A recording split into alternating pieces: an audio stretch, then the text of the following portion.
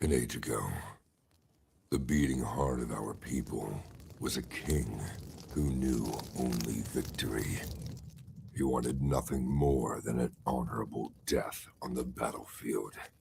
Yet, none could match him, and so he wandered the earth, becoming lost in time and tide. Then we too lost our honest purpose, while silk-clad men sat upon the throne. But tremble now, all cities that lay under the stars, for out of the shadows and mists of the land of promise, our courage has been rekindled, our heart has returned, and the world will burn.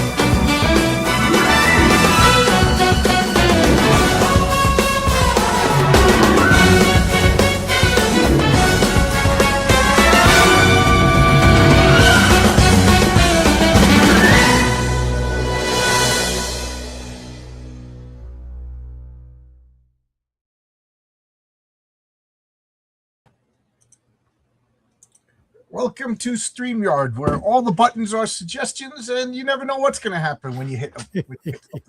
But welcome. This is a comic book team up, the Wednesday show with RJ for the Fourth Age and myself, John's Longbox. So if you're watching this on my channel, go on over and subscribe to the Fourth Age, where you'll actually get intelligent stuff.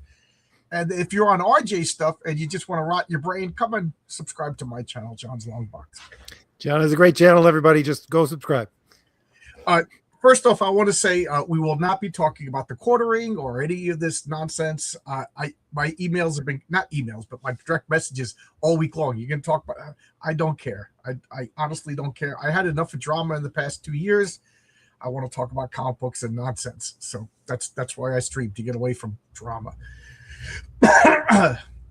Second off, RJ, your Saturday lecture, or your sermon, as I like to call it, when you talked about the Eternal Now, oh my God, that blew me away. I really, really enjoyed that. That was a cool thing to think about. Thank you. Well, yeah. I had to bring it up just because it's all about the will. I've been trying to get, excuse me, a little bit dumbed down video here and there, just every once in a while, and I just haven't been able to because it's what I think about during the week, right? Broadcast my stuff for a dumbed down video. Oh well. So everybody's talking about the Odyssey, but we talked about the Odyssey last week, and we covered everything. So and honestly, the more I hear about it, the more I think it's just, what's his name? Why can't I think of the director's name now? Nolan. I think it's just him, Oscar bait. He's following all the rules to get it to Best Picture. You know what I mean? Diversity, and 30% of the people are minority, blah, blah, blah, blah, blah. So I think he's just like, you know what? Here, this one, I'm tossing this one out there for an Oscar. And, they'll probably just give it to him, Why I'll not? say it again. I think I've said it before, but I used to watch movies with people in the we'll say late 80s, early 90s, and we'd watch like 70s movies, on VHS, and they'd be all like, "Oh, movies have gotten so much better since these crappy movies came out in the 70s." And I was like, no, no, no, no, no. There was just a whole lot of crappy movies at one time in the 70s. Before that, there was plenty of good movies. I think we're in that lull right now where people will not remember these times and these movies as anything but, oh, movies, they've come so far. And you'd have to remind them, no, no, movies used to be really great. You just had crap for 20 years. I also think, well, there was a lot of crap in the 60s, 70s, 80s, and 90s, too. There was so much crap. But somebody said something on Twitter that really made me think that people always made something because like they had a dream or they wanted to make money, and they had to produce. But I really do think like people got infected with a message, and they're not making a movie with like, this is the story I'm dying to tell, or this is this we got to bail the studio out. So I think that's one of the problems. I don't know. Am I speaking the obvious? But yeah, well, I think it's true. It's like you think about Terminator. It was just a low budget film that they just cranked out. James Cameron trying to produce something that would make him a little bit of money. And it just became this gigantic thing. It's because, they had an actual motivation to do something, and they put their heart and soul into it because they wanted to make money. And they knew it wasn't the best thing in the world. And look what happened to it. Well, I'm not a big expert on that, but I'm going to guess that when they made Terminator 1 and Terminator 2, James Cameron probably had a lot of control. And Terminator 3 and past, I bet you the studio controlled it. Because look at the best movies. It's usually the smallest group. And when I say the smallest group, I'm talking about the creative control people, because movies require hundreds of people to make. But like Star Wars, it was George Lucas, and why can't I think of the other guy, and even Lucas's wife who was editing it. It was like three people, really spearheaded that movie. Look at all of why can't I think of the guy's name? Stanley Kubrick. That guy was a tyrant. Alfred Hitchcock. The studios never told him what to do. He did what he wanted. From that my favorite episode of Parks and Recreation, where they're talking about the painting, and they said that the camel, a camel is a horse created by committee. And I think that's so true. When you have so many other people with equal say into what you get done, it turns into nonsense. Like we have a general foreman, and what he says goes on my job, and we all say our piece. Now I think we should do. No, general foreman lays down the rule, and we build, and then the building gets built. Can you imagine? I'm not joking. I'm on a job right now where there's 100 electricians. Can you imagine if we did whatever wiring we felt like doing? It would, the place would burn down. We're all competent, but nobody would know what the other guy's doing. The wires would go here, the circuit. You need a monarch, one eye. That's what monarch means, one vision. I agree. Let's just look at the Image guys, because they put their heart and soul into Image Comics. They were working on them day and night, but they didn't have someone to direct them, and eventually it just didn't pan out as it should have with that kind of talent. They had that was a bunch of Image Comics. I think it was a bunch of guys with more what's the word, talent than smarts, if that makes sense. Like they had a lot of ambition, a lot of enthusiasm, but they didn't have that old school workhorse mentality. Like they were putting out a comic once a month sometimes. They would make their money doing the comic conventions. So why they didn't have that old school Jack Kirby, I'm going to produce a page a day kind of work ethic. Why couldn't I think of the word? Image, and then Jim Shooter and Tom DeFalco, they clamped down. They had a house style. They had they had rules to have to follow. And I still say Marvel peaked under Jim Shooter. Oh, I'll say this: we're streaming also on Rumble. So if you go to John's Long Box on Rumble and subscribe, you'll help me out. I think I have 22 subscribers. Yay, I'm making it. And we'll say hello to the chat, and then we'll talk about whatever we feel like talking about. Vaz is here. How you doing, Vaz? Oh, this guy's stalking me again. When are you going to learn? I'm the original John fanboy. Just anybody, in the future, 20 years in the future, when John is a giant name, I'm the original John fanboy. I beat you all out now. I if I ever make it, I'm taking my friends with me, because what good is what good is it? You know what I mean? If unless you got your friends with you. Like, I always have that childhood dream of when I win the lottery, I'm buying a block and all my friends are living on my block. I'm 57 years old. I still daydream about that. Like, I joke that I'm not joking. I'm serious, but I know it'll never happen. But if I make $100,000 on any one of my comic book campaigns, I'm flying all my friends so we can have a weekend together. You know what I mean? So you have it. I say, okay, Chad, here's my visual image of what John just said. I don't believe him. I think that if John won the lottery, he'd buy a brownstone, and I can see him doing loops in the ceiling like a Daredevil, with the rings and stuff. Yeah, that's because you know me. I love to exercise. Yep, Baz. Yes, today was absolutely beautiful. This is my favorite time of the year. I love the fall. I love the spring when it's actually spring. Not that fake spring where it's still cold. We got Rec Blazer over here. How you doing? Here we go. We got my comic over here on Heroic Tales 2. I'm working on the Heroic Tales Christmas special. It's going to be launching sooner rather than later. I don't want to give a hard date yet. I think I'm waiting for 2 more pages to get colored, and then we could launch it. Don't forget, you can also get Crom the Destroyer. I know that trailer says Indiegogo, but it's really at whatchamacallit, Fund My Comic. Geez, this is gonna be a fun talk. I'm already got brain fog. 12-hour days. It's taking. John's receiving a little too many shocks to the system these days. It's funny that you said that, because just yesterday we were talking that I got one shock when I was a first-year apprentice, and I've never been shocked again. Whereas guy I was working with was like, really, I've been hospitalized with 4,000 volts. I was like, that explains a lot. But yeah, that's one thing I don't do. I'm a goofball, but one thing I when I'm working with wires, it's pretty freaking scary. How you doing, Zach 10? I hope you're having a blessed day too. I'm having a blessed. I had a stressful day, but it's a blessed day. Remember to like both streams. Yes, for those of you who are keeping count, we're streaming right now on Facebook, YouTube, X, Rumble, and then RJ's streaming on his YouTube channel too. You can hear us both. Good. Unfortunately, you could see one of us. That's me. I honestly don't know the first thing about. Yeah, I don't know. I want to chat about the Kickstarter Exodus. Kickstarter is they're not letting adult content. Now, I'm of torn opinions by that. Do you know what this Divinity Comics is talking about? I don't know. No.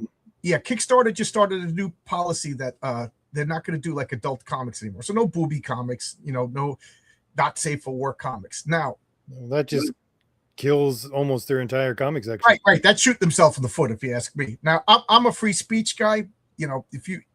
I'm also not a prude. So I mean, if you want to make booby comics, that's fine. Matter of fact, I buy 2 regularly right now, but I know that they're adult comics. I know what I'm getting when I get them. But I also feel like,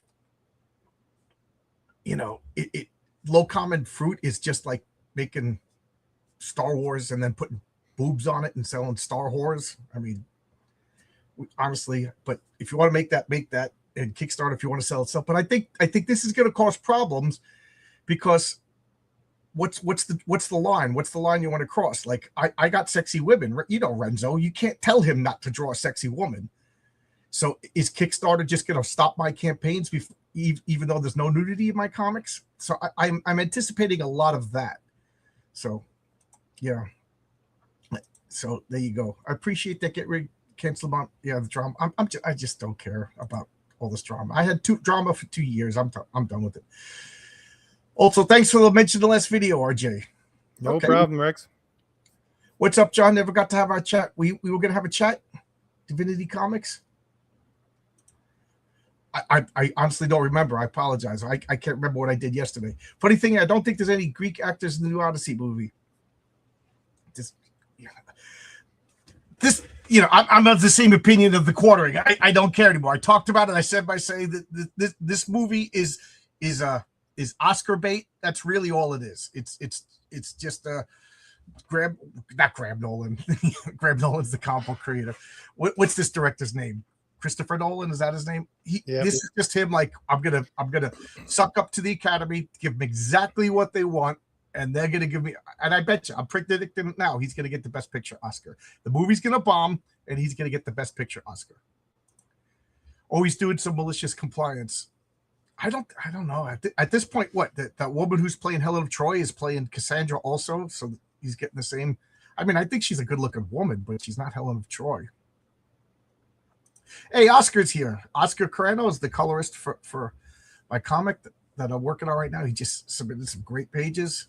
He's actually going to be drawing one of my stuff. I'm writing a story for Oscar right now. A superhero team. From what I heard, James Cameron came up with the Terminator after a dream he had with the skeleton walking out of a fire. Yeah, and also reading Harlan Ellison, right? He ended up getting sued for plagiarism. How many of woke movie makers are true believers or cloud chasers? Yeah, I mean, 6 one, half dozen another. You stay there too long chasing clout in that way, you become a true believer, I'd say. I wonder how many of them just pay lip service to the message as critical drinking just to have a career, you know, because there's a lot of guys in my field that just says whatever the party says just to keep working, but they honestly don't believe let me put my 2 cents in here. When I was doing my master's, I did some minors in public administration. So you basically study how government works extra, you know, the voting system. So most people, and we always were told that most people get into government jobs thinking I'm going to change the government, and 99.9% of the time it's the government that changes them, and they just get, you know, consumed by this blob thing that then takes them over. So I would say it's probably the same with many other things, and Hollywood would probably be one of those. Conformity is the message. Just look at, you know, Mel Gibson and how much they torture him because he won't conform. Yeah, and I mean, I've been a pro-police person for the longest time, and I still am pro-police. I was actually defending the police to my apprentice the other day. You know, she's young. But at the same time, I see her point. Like, a lot of these people go in, they want to protect their community. You know, all this, I want to go in and beat up people. I don't think that is true. And of course, I'm not stupid. There are probably people who want to be brutes and become police so they can, you know, abuse the power. But I'll probably say that's the small majority. But just imagine you're 12 years in and you're like, I got 8 more years. I can retire. I have a house. I have kids. I have a kid going to college. And now the police are telling you to do like, oh, ignore these shoplifters. And you're like, oh man, like the police in England, are they that evil that they're going around arrested Christians for preaching and ignoring the Muslims? You know, like, you know, what did you call it? Just compliance? Like, are they just like, just 6 more months and I'm out of here kind of thing? You know, that's a weird thing about Canada, John. I don't know if it like, I know that I wouldn't say no. I'm pretty sure that it doesn't work this way in the States. But for like in Canada, for the RCMP, you're not allowed to actually be an officer where you grew up or where you lived. Oh, really? Yeah, they have to ship you off to someplace else in the country where you're completely unknown and unknown to the people. And it's weird because it's the same with kind of the same with priests too. For like Catholic priests, they ship them around. Like for a lot of American priests, you know, they become a priest for their parish where they grew up, and they're going to stay there. You know, but no, in Canada, they ship them all around, so they don't get comfortable in one place. And it's the same with a lot of different things here in Canada. It's kind of weird, but I don't know. I wouldn't say it works out. You think if you were a cop or a priest or anybody or a school teacher in your own neighborhood, you know, it would help you. You know, you'd want it to succeed more. You know, I think, and let the cancellation process begin. I think getting immigrants from other countries, especially non-Western countries, and making them police is a real bad idea.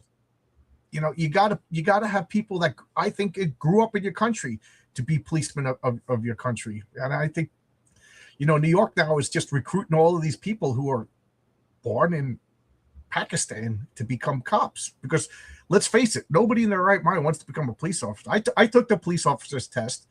I got a high score, and I always leave out my ethnicity because being a white guy is always detrimental. So I never fill it in. And then with my last name, B-U-A, Bua, they always guess my ethnicity. So when I went down, I passed, and I went down with all these Asians. So I guess they figured it was an Asian name or whatever. And I was actually taking the psychological test. And after the test, I closed my portfolio. I didn't want to become a cop. And I'm talking like I was 19, 20 at the time. I could have been retired, but I was just like, I didn't think this through. And can you imagine how tough it is to be a cop now?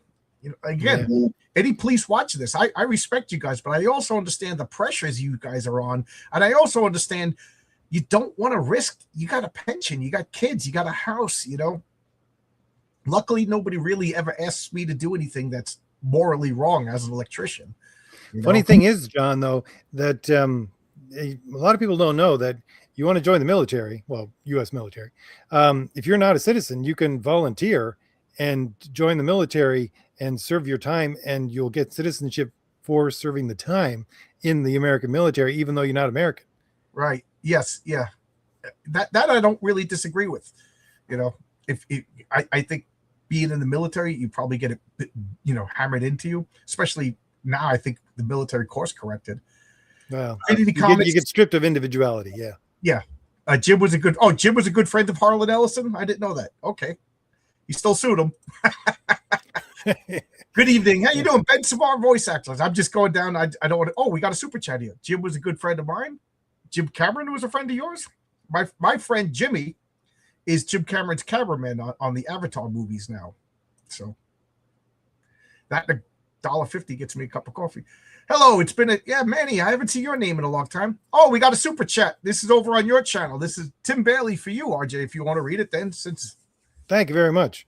Hey, RJ, I noticed a weird correlation between creative people and train sitting. Like 1 out of 10 or 20, they're not even. I don't know. I have no idea where you're going with this. Brianna Wu type hack frauds. They're actually talented. Any ideas? Sorry, Bailey. You're going to have to give me a little more information because I'm not sure what your question is asking for. But there is a weird. I think he's saying in the creative community, whatever that may be, there seems to be a lot of people who transition, transgenders. And, I don't know what you mean by Brianna Wu. I just know Brianna Wu is the conservative one. That's the transition person. Actually looks like a woman, and understands he is still biologically a man, even though he looks and dresses like a woman. Like it seems, for as far as a transgender person goes, the person got a head on his shoulder. But I don't understand either. Like I'd say, like my mind wasn't going in that direction. Sorry, my mind doesn't go in that direction, Bailey. But my guess would be upon if John is correct. Let's see. My guess would be the fact that if you're doing something creative, and especially if it's something that's extrovert anchored, so not like John and I were writers, but let's say you're an actor or a musician or something like that, you're looking for outside validation. If you're looking for outside validation, you have a very weak sense of internal self, and you place your value on what other people think. And since it's become really, really trendy to do this stuff in our society and you get accolades for it, they're just looking for a new source of supply for their praise and adulation. How's that? I agree. How many times you hear these actors are really shy in real life and stuff like that? You think an actor would be the most introverted guy, but I do think actors are like, we just want attention, So yeah, maybe you're right. And if you want attention so bad you're going to mutilate your genitals, then I don't know what to say. There's better ways to get attention. How about you cure cancer or write a good book or draw something? There's a story that's told between when it was Marathon Man, I think it was so Laurence Olivier and Dustin Hoffman. They were just basically doing one of the final scenes where he tortures Dustin Hoffman, right? And so Dustin Hoffman has to and he's basically a method actor. So he puts himself through hell in order to look like he's being tortured. And he's sitting there talking to Laurence Olivier, and he says, why do we do this? And Laurence Olivier puts himself right up to his face and goes, look at me, look at me, look at me, look at me, look at me. This is why we do it. Right. Because they want people to look at them. Right. We want the attention. Yep. Yeah. Rex Blazer says he hears the Kickstarter thing is more because they're being forced to. That would make sense, because this seems like Kickstarter is shooting himself in the foot, you know. And as long as it's clearly marked adult content or whatever, you know, kids don't crowdfund comics. You know, as much as we want kids to read comics, right now, I'm not doing anything to get kids to read comics. You know, kids aren't going to go crowdfund, use a credit card, buy my comic, wait 3 or 4 months. You know what I mean? I'm hoping sooner or later down the road I can get my comics in a comic book store. That, you know, is a different story. But I don't know what Kickstarter is doing. You're probably right. No booby comics. Boo. Oh, don't talk. Oh, okay. Now I know who you are. Okay. Don't talk crap about Starhorn. Okay. Yeah, I remember you now. Okay. Payment processors. Oh, the payment processors are forcing them to do it? Is that what you're saying? Okay. That makes sense. I have a book about a purple penis eater. I do. That's news to me. Oh, you're Mike Wheeler. Okay. Joking. Okay. I was like, what are you listening to EVS's lies? Just so you know, most independent comic have done sexy parodies of Star Wars. It's not a, yeah. Low-hanging fruit. I think it's Star Wars point because it's really funny and good. Okay. I'm not arguing that. I just think it's low-hanging fruit. Yeah. Shipping people around is how it's supposed to be done in the military. Pretty sure cops and sheriffs can be local. I think cops, I don't know. I just imagine, it's funny how we're on a time lag for the I think it's just maybe I'm naive, but I think if you were a cop in the town that you grew up in, you'd have like an emotional investment in making it a better place. I don't see the benefit.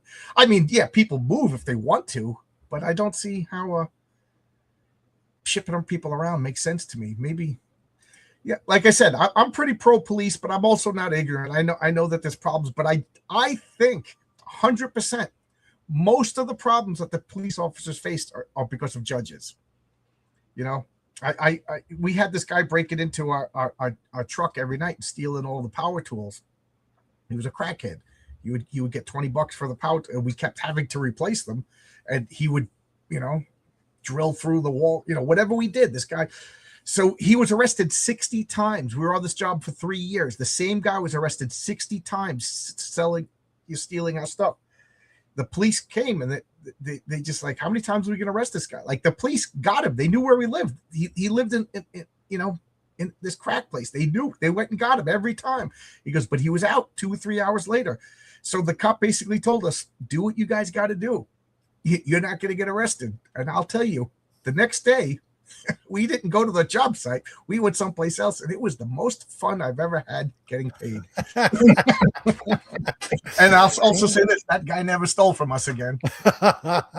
You know, but that's what, you know. The cops, they were embarrassed. They were ashamed. You know, Garfield, how you doing, Garfield? Good to see you. Personally, there's a good. Well, I hate to interrupt Rex, but John, that would be a good. Let's just say story for Chuck to do. It's like, you know, the kind of Punisher kind of story about frustrated cops. That'd be a good Chuck story. It's funny that you said that, because I pitched him my vigilante character that is dealing with judges and things like that. And Chuck says, I love this idea, John. He goes, but I got my own vigilante characters. And that's when he said something that completely surprised me. What else you got? And I was like, I just thought up a vigilante character, and I was just like, I wonder what Chuck's page rate is. You know, he would write the hell out of this. And he's like, I don't want any more vigilante. He's like, I got 3 different vigilante characters. I'm doing the Horseman, but because all my vigilante guys ideas and work is going into my stuff. So then I pitched him a Western, and he was just like, I got 3 Westerns. What else you got? I'm like, oh my God, he's being real. So I pitched him the sci-fi story just as a last resort. And then I didn't hear from him. And the next day, I was about to type. I'm like, so I guess he didn't like that. The next day, he sent me 6 pages already started. He goes, I love this idea so much. He goes, I hope you don't mind. I already started. I was like, oh, well, what do I owe you? Maybe I can't afford it. You know what I mean? And we worked out something really good, and me and Chuck are writing the story together. But it all started. Talking Chuck Dixon. Anybody who wants to know, we're talking Chuck Dixon here. Yeah, John is working with Chuck Dixon. Yeah, I'm working with Chuck Dixon. Renzo's going to draw it, and I'm hoping to be done. And it's funny because my policy is, and Oscar will back you up, is I don't bother anybody I'm working with. On Fridays, I just go down the list. Everybody I'm working with, hey, how you doing? Hey, how you doing? How you doing? And Chuck just replies, I'm shaking the bush, boss. And I just think it's funny. Chuck Dixon is I'm telling him to hurry. I'm not telling him to hurry up, but you know what I mean? I can't believe how odd my situation is. Chuck Dixon's like, I'm shaking the bush, boss. Pages are getting done.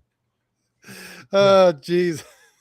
What a strange. And I owe this all to you, RJ. So yeah, all kidding aside, you were the one that, for whatever strange reason, you reached out to me and gave me, put me on a platform. I had like 86 followers subscribers when you started talking. The fact that Chuck is using the Cool Hand Look line to get you ready.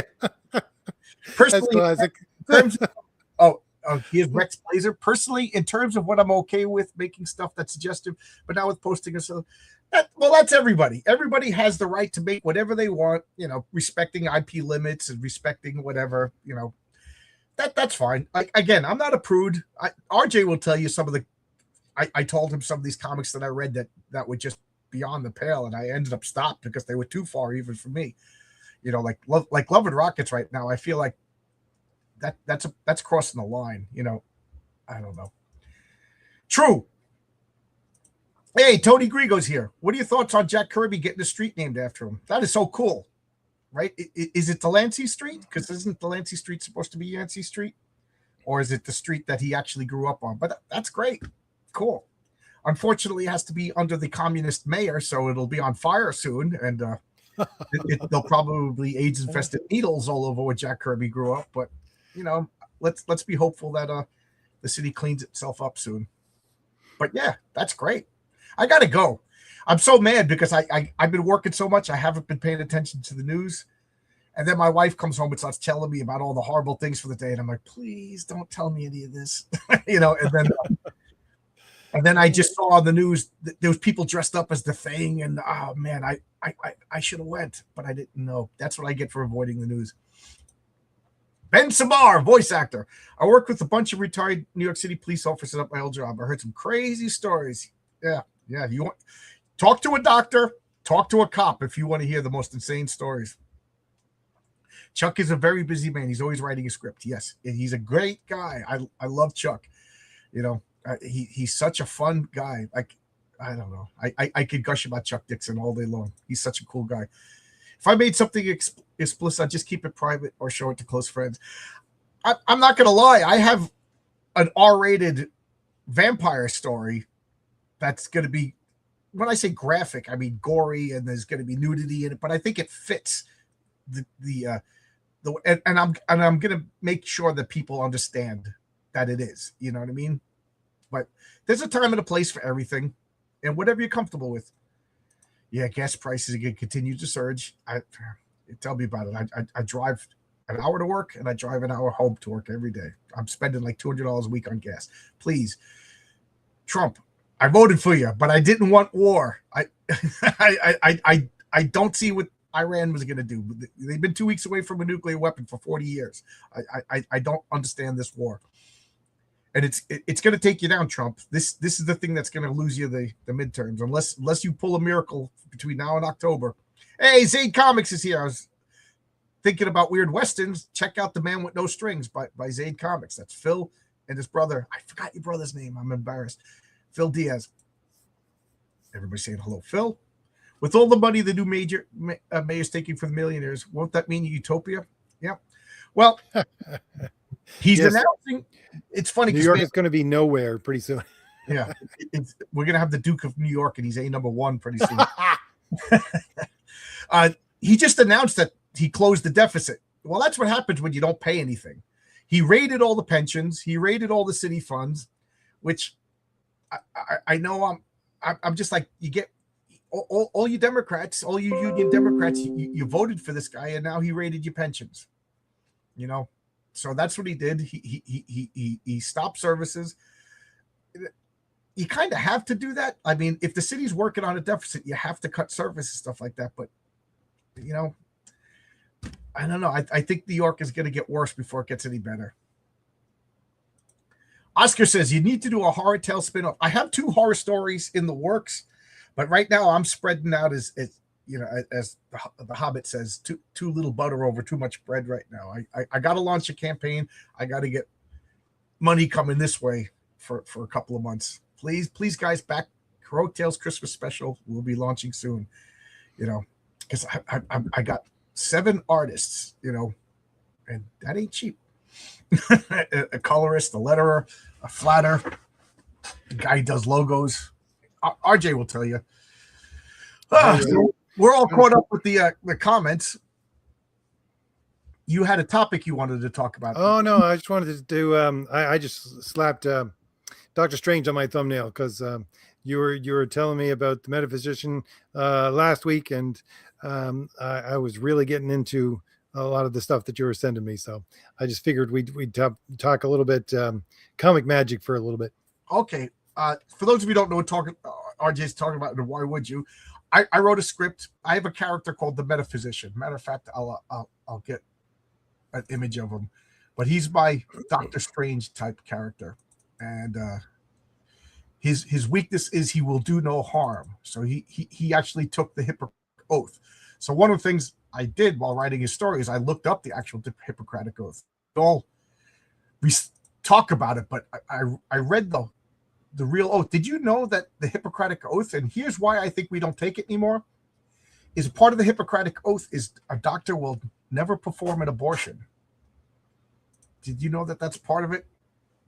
I don't remember reading that, but the last time I read the Hippocratic Oath was probably in university. So, and to do no harm is not actually in the Hippocratic Oath. It's in basic Hippocrates paraphrased himself and basically said it basically means do no harm. But that's the name of the metaphysician story, Do No Harm.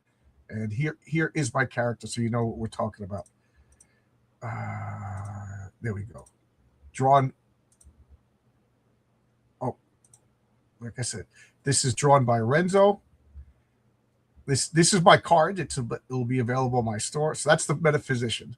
And the symbol means something. It will be explained probably in the second or third symbol. So he is the doctor to the universe, and his weakness is he will do no harm. So he doesn't shoot lightning bolts and fireballs at the bad guys, much to the chagrin of the other members of his super team that are more punch in the face and guns kind of guys. So, but anyway, I wrote a story. And I don't want to say what the story's about, but let's just say it could be viewed as controversial. So I sent it out to a bunch of friends, and my first friend, and I'm going to keep names because it's not here to embarrass anybody. He said, you can't publish this story. It's too controversial. You're going to have people mad at you. And then I was like, oh no. I don't want to get canceled or anything. So I sent it around to other people, and everybody else seemed to like it a lot. You know, they said it was one of my best stories. So, you know, I want to reach out to my original friend and see, like, you know, is it okay? Like I'll tweak it a little bit because I don't want him to get upset. But anyway, I'm beating around the bush because I don't want to give the story away. But RJ really liked it. Oh yeah, I read the story, the pages that John gave me. I'll just let everybody know that when John puts this up, go get it, because I read the first page and I was doing it for a favor for John. But after I read the first page and got into the second, I was reading it because I wanted to see what happened. So that's how good the story was. Hooked me in 2 pages. Cool. I kind of gave hints about what it's about, but Oscar introduced me to this artist called Andres, and he's doing my Christmas special right now. And when that's done, I'm going to give him the metaphysician story, and then he's also going to do my Santa Claus story. But that's not done. That's turning out to be a bigger project than I thought. I might have to break that up into 2 or 3 issues. So and I don't want Andres to go away, so I'm going to give him the Metaphysician story. So that might show up sooner. That's getting ahead of the roster. But anyway, so we're talking about Magic System. So what did you want to talk about? Just a second there, John. I got another super chat. Oh, I think it's in my. Hey, RJ, I just wanted to shout out and thank you for all your videos. I haven't been watching your videos, slightly too busy on gaming culture. That's quite all right. You can always go back and listen to my videos anytime. Thank you. Thank you very much, everybody, for the super chats. I don't know where everybody's coming out of the woodwork tonight. This is great. Yeah. Good. Yeah, RG. I hope my book comes out. Yeah, my book is definitely coming out. My book is definitely coming out because the way I work it is the last campaign pays for the next campaign. So my last campaign made enough money. So this book is already prepaid for kind of thing. And then the money that I'm raising with this campaign, I'm hoping for the next campaign. So, you know, it's nerve wracking. I know other people, not to name anybody, but they make a campaign and then spend all that money and then hope that the next campaign makes it so that the campaign that they already spent their money on makes enough money to come out. I don't do that. And then when I point that out, I got attacked and made fun of. But you don't spend that money ain't yours. That money ain't yours until the books are mailed. Writing topic. Do you mind sharing anything on Kill Your Darlings, as in cutting off stuff you want to hear for the story's sake? What do you think? Yeah. If you don't want to beat up your characters, it's going to be a boring story. You know, what do you want? The patriarch wakes up, gets milk, punches a bad guy, comes home, goes fishing with his kids. Everything's perfect. There's got to be, something that messes up the plans. There's got to be something that causes problems. There's got to be, My first book, as bad as it was, I killed off a character I dearly did not want to kill off. And to me, in my universe, death is death. Oscar wants me to show off the King Fu cover. Do you have the updated one with the corrections and everything? Because, all right, I could show the one. It needs one little correction, but I will show. Oh, what is going on? Welcome to StreamYard.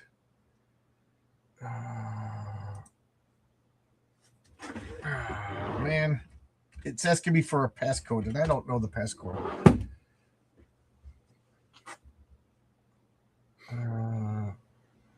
My passcode was incorrect. You're gonna watch me smash my computer live on. Oh, okay, it worked. Cool. So this is the cover for Christmas Magic. There's just one little tweak that needs to be done, but overall, it's. Oh, that's not it. I already showed that. So my next comic is going to be Heroic Tales Christmas Special. And it's King Fu. And then the other side is Christmas Magic. Oh, you want me to show the King Fu cover? Well, this is the Christmas Magic story. So this is the cover. So here we got the patriarch flying with Santa Claus. And you'll note that Santa Claus is not red and white because historically Santa Claus was not red and white. So I'm going with the more historical Santa Claus. So I know that's going to confuse people. But and then I will show the King Fu cover if I can find it. So you want to talk while this is how Santa Claus flies under the radar, so nobody notices him because he's not wearing red. So everybody just thinks he's a drunken play actor. Yeah, well, that's what this story does. This story explains why Santa Claus comes to some people's houses and not to other people's houses. So, you don't need to see my private chats with Oscar. Oscar, we're talking about a story that he's going to be working on. But why can't I find? Oh, that's because that's the wrong chat. Yeah.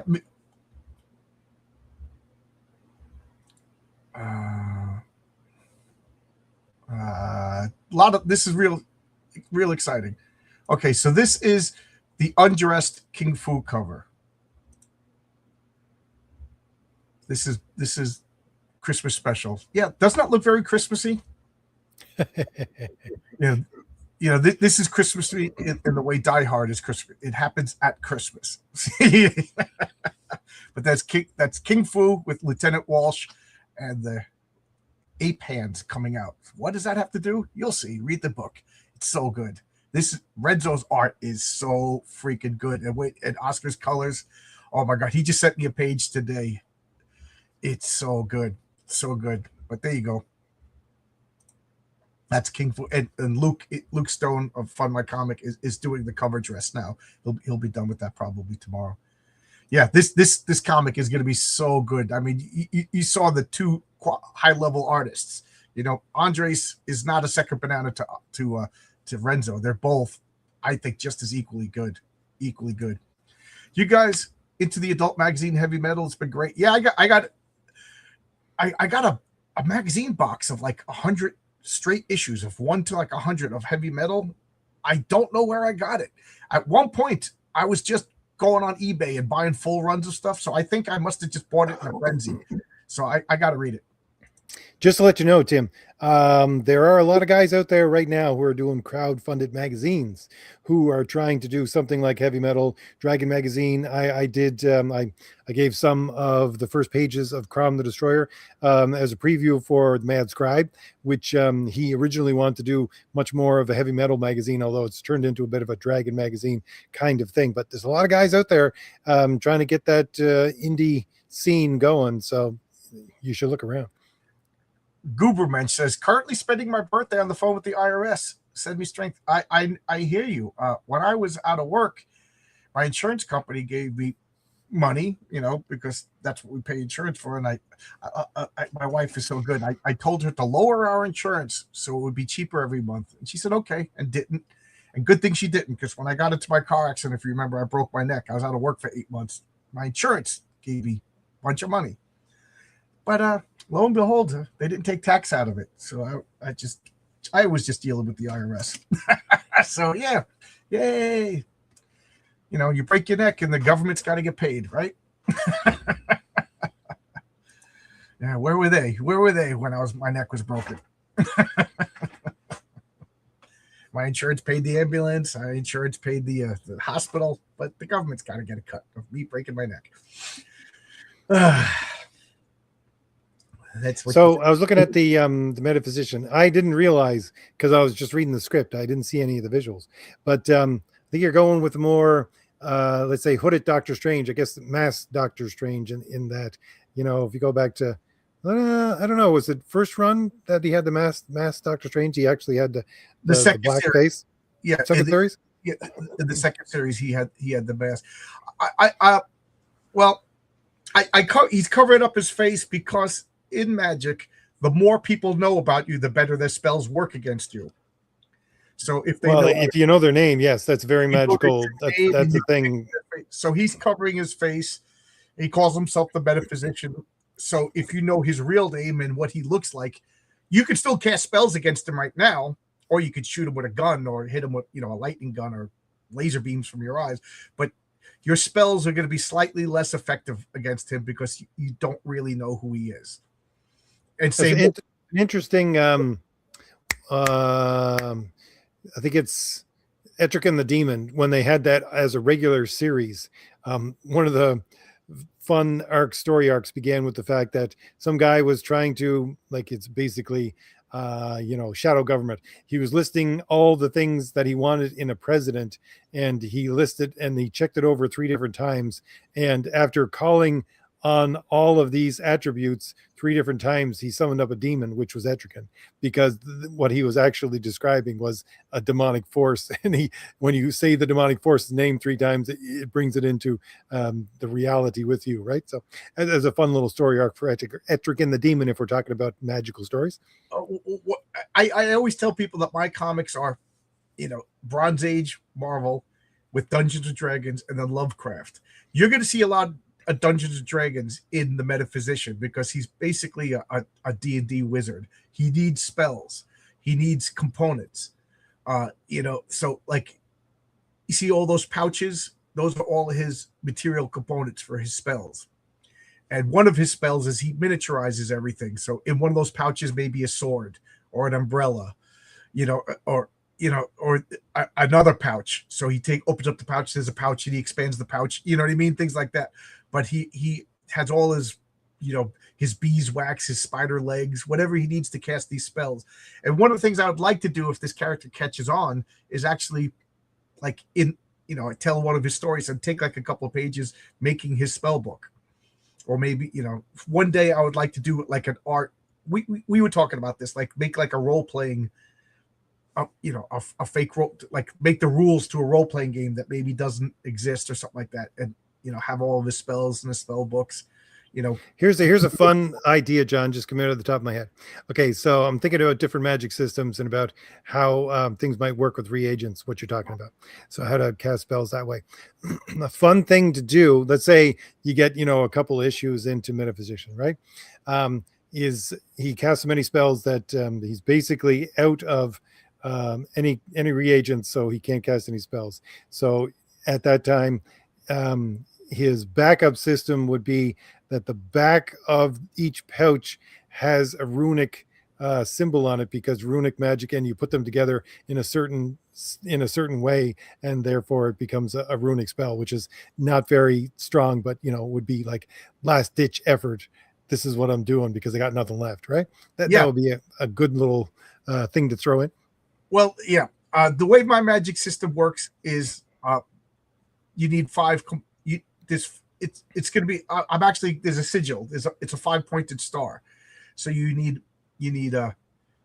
hand gestures. So some semantic components. You need a verbal components. You need a material component. Why can't I think now? And you need thought. And then in the middle, is it material, verbal, semantic, thought, and what is the last one? I forget what the last one is. Material, whatever. And then you need all of those to make a spell. If you're missing one, the other ones need to make up for it. So if he doesn't have the material component, he can still cast a spell, but then he needs to concentrate more, or he needs to gesticulate more, or he has to vocalize more. So like if you put him in a room, a vacuum, and he can't vocalize his spells, it's going to make things more and more difficult for him to cast. You know what I mean? But he can still, like, if he's all chained up and he can't move, and then he's in the vacuum, he can still cast a spell, but it's going to be intense thought concentration, like to the point like he'll probably like bleed. So he compensates by this. He'll cast spells into rings, amulets, like magic items for Dungeons & Dragons. So inside his pouches, he has rings. In that story that I sent you, he used a magic item, right? Yep. Yeah, he that's what he does. He has like little miniature wands and staffs, and he'll pull out his staff, and the staff might have fireballs or whatever, because he has all the D&D spells, but he's not going to hit people in the face with fireballs, because that harms. You know what I mean? Like he might cauterize a wound if you have like magic aids or something like that. But I can't wait to see Cone of Cold or Stinking Cloud come out of this guy. A Stinking Cloud would be a fun one. Cone of Cold. And like I said, they're all on a team called the Meta League, and the founding members of the Meta League are they would probably fit in with Image Comics. Like the Colonel Strong is a guy with guns. He's not above shooting people in the face. And then his enforcer is Magnum, who has no problem punching you through a building. And then you got the Patriarch, who's a goody-goody. So they kind of tease him. We're on our best behavior now. The Patriarch's here, kind of things. And then the metaphysician is there, who's more on the Patriarch side of like, no, this person has a problem. So they like tease the magician of the group, while the Bleeding Heart Liberal is here, kind of thing. But they can't doubt that he's efficient and he knows what he's talking about. And then I'm going to start with the metaphysician story as the go-getters joining the team, and she's young and naive. So is she going to join the more vigilante side, or is she going to join the more noble, good side? And then there's other members of the team, like the Spartan. He thinks he's a reincarnation of a Greek Spartan. He has Green Lantern powers, but he could only make objects of bronze that existed in Spartan Greek times. So shields, swords, a lever. a column. He can't make a TV or a spaceship or anything like that. It's funny because a lot of let's talk about say Doctor Strange or Doctor Fate.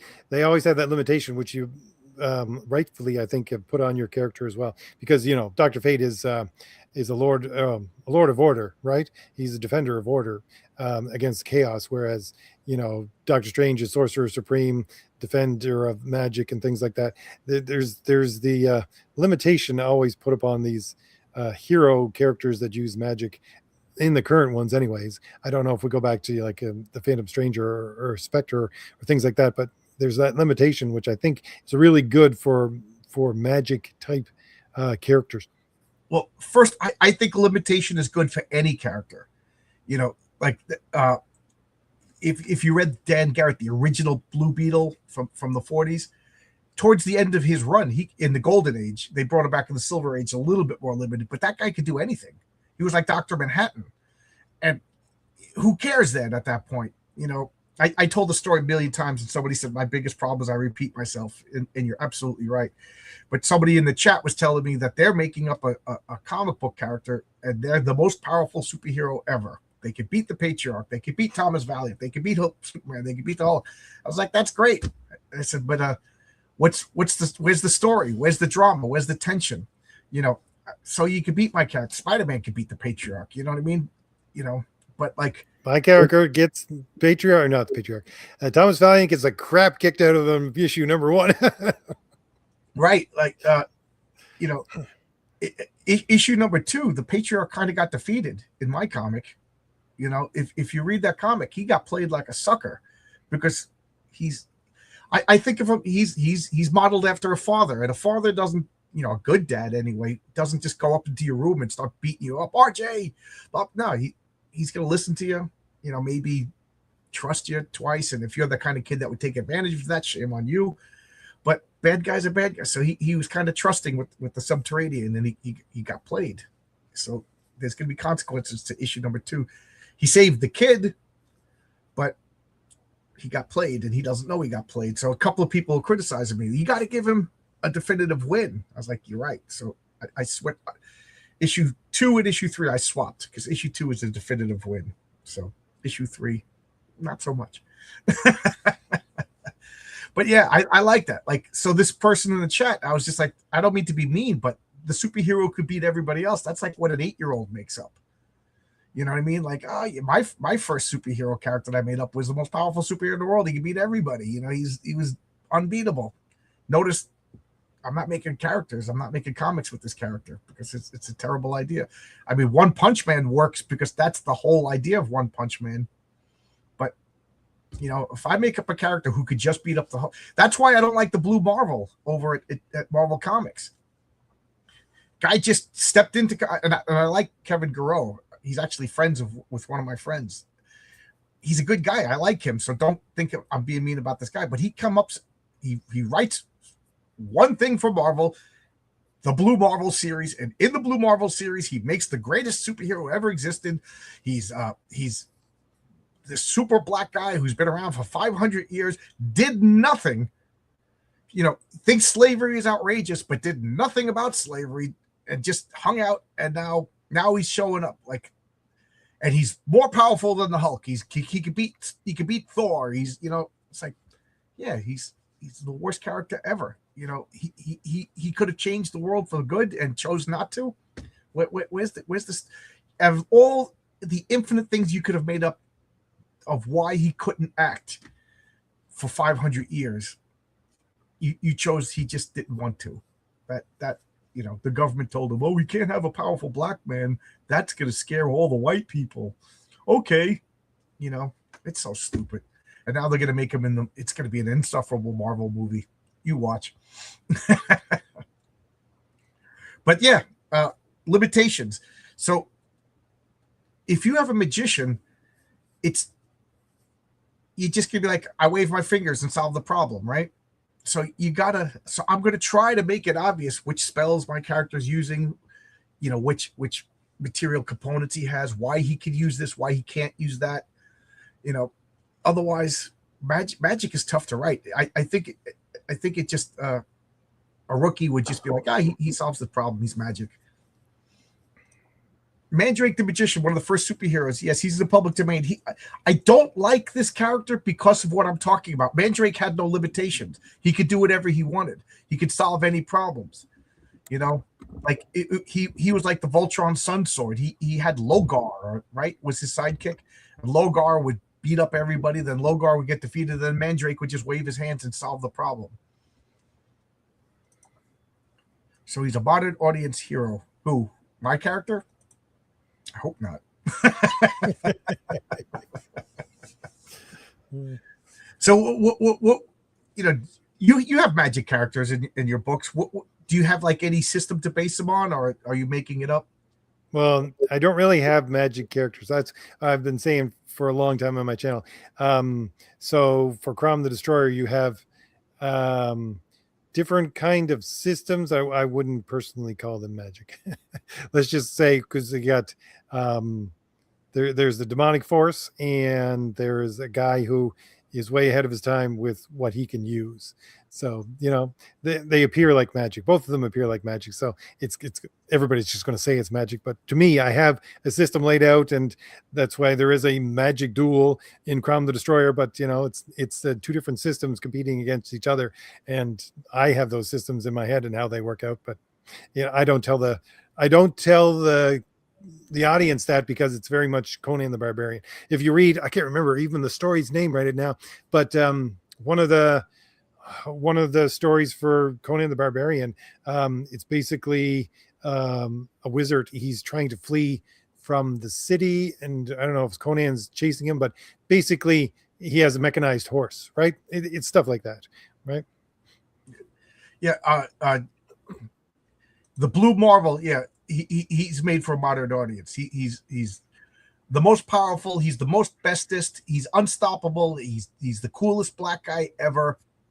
And he's retroactively Marvel's first bestest superhero, but he did nothing for 400 years or 500 years or whatever. I just found it to be like, that's something a child makes up. You know, there's nothing wrong with making him black. There's nothing wrong with making him the most powerful, but just the way you did it.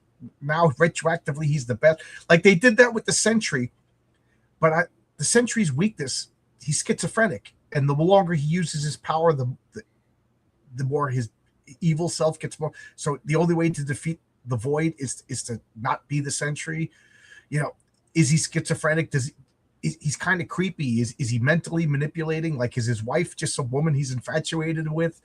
He doesn't really have friendships. I thought that the Sentry had enough tension and detriments to him that made him interesting. Whereas the Blue Marvel is just, I'm so powerful that I scare Whitey. That's your character? That's the best you got? That is just the lamest thing in the world. That's like the new, you know, what's his name? The guy from Keel and Peele, you know, his newest movie. What if all the racism, what if all the air turned into racism? Ta-da, there's my movie. You know, I don't buy it. It's like identity politics, the superhero. And he scares Whitey. That's his main power. And I just find him to be lame. I don't know. Maybe there are no bad characters. Maybe with the good writer, they'll make something good about him, or reveal why he hasn't been doing anything for 400 years. You know, just can you imagine that? Like, what good is a superhero? You're Spider-Man, and it's just like, I'm going to go get a job at the DMV, you know, and you're just filling out people's paperwork, sticking to the walls. Like, aren't you Spider-Man? Yeah, but you know, I got a pension in 30 years. Like, you're not a hero. So did I hijack and ruin your topic again? Like I always do? No, I'm just trying to think of more, let's say, obscure, because I was thinking about Etrick and the Demon, and I was thinking I haven't read that series in a long time. Well, I really like Etrick and the Demon, though, just because of the whole Shakespearean rhyming thing, although I don't think they do that in the new stuff. They had an entire series, just to let everybody know, in the 80s and 90s of Etrigan. It was an ongoing series, and he had to rhyme all the time. The writers had to make sure every line he spoke rhymed with the next line he spoke. You know, yeah. Like some of the magician characters, like I like Zatanna, but I also don't like Zatanna at the same time. She's just too powerful. You know, like she, you know, why doesn't she just say, villain, defeat yourself? or villain collapse, or you know what I mean? Like there's when Zatanna shows up, like what stops her from doing stuff like that? What cost? So like that's what I think. I think magic has to have a cost. So my way of thinking is like if you're a sorcerer, like the metaphysician is a sorcerer, but he's a magician, like what I would call a logomancer. He works through spells, words, and formulas. But sorcery is when you tap into something else. So your source could be a magic staff. So you got the staff of fireballs, and you're not. The staff is all prepared. It's got the fireball magic inside the staff, and you cast in the fireball. You're a sorcerer using the staff as your source. You could also be a sorcerer using a demon as your source, or an angel, or a Greek god, or God himself. You know what I mean? Whatever. If the power comes from someplace else, you're a sorcerer. And I think that is compelling too, because what if you make a pact with some demonic being? You know what I mean? And now you want to do good, but you're tainted, like Etrigan. You know what I mean? Like, is he good, or Ghost Rider or something? that's a whole interesting thing. And I have a metaphysician story where he goes up with a guy who makes a pact with somebody he shouldn't have made a pact with, and he's trying to do good, but you can't do good with demonic favors, kind of thing. That's really funny you should mention it, the Ghost Rider, John, because here's the funny thing about Ghost Rider as a character. They've tried in modern Marvel, like I haven't read anything in the last little while, certainly, but when I was back reading Marvel a couple of years ago, they were trying to use Ghost Rider over and over again, and it always completely failed. They would never get anything close to good sales for that character, but people love that character. Whenever I post something about Ghost Rider, it just takes off like crazy, especially if it's beautiful art. Yeah, I mean, how cool is Ghost Rider? Ghost Rider, both my older brothers are Harley biker guys, and I almost say things that I shouldn't say about them sometimes. Stuff that should not be repeated on the internet. But let's just say that they're Harley biker guys. They loved Ghost Rider. Like, Ghost Rider was one of the first comics that I ever got because they were buying Ghost Rider comics, and then, they would look at the bikes and the fire and the demonic skulls and stuff like that. How could this was all the stuff that they were into, and then I would end up getting the comics. So some of my earliest comics were Ghost Rider. Everybody loves Ghost Rider, but unfortunately, I don't think Ghost Rider's ever had that definitive story. The closest Ghost Rider's ever had is his origin, which is kind of lame. Let's be realistic. And then the other one is like the 666 souls escaped from hell, and he had to. That was kind of cool that they kind of based the second Ghost Rider movie on. But other than that, nobody. You can name any other superhero character. They've had a definitive story that everybody's. Oh, you like Batman? You got to get this. You got to. Batman Year One. The Spider-Man. I don't want to say the Clone Saga, but the Fantastic Four. I think the whole John Byrne run, the Thor, the Walt Simonson stories. Those are definitive. Just get them. You got the character. What is the Ghost Rider stories? John, I just want to say, I'll stick this in here. Your two brothers are motorcycle guys. I got a 68 BSA sitting in my building.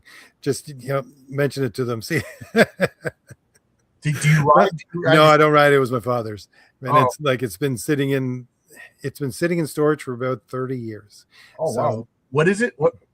68 BSA. Oh, okay. I'll ask him if they. I don't know what that means, but I'm sure they would. Do I like the Ghost Rider movies? The first Ghost Rider movie, believe it or not, was my wife and I's first date. So she loves that movie. She bought the DVD. I had to pretend that I liked it more than I went, because you don't want to be like on your first date with a girl. It wasn't our first date. It was our first movie date. But it was like, all right, I like it, but I was disappointed with it. I like the second one a little bit more.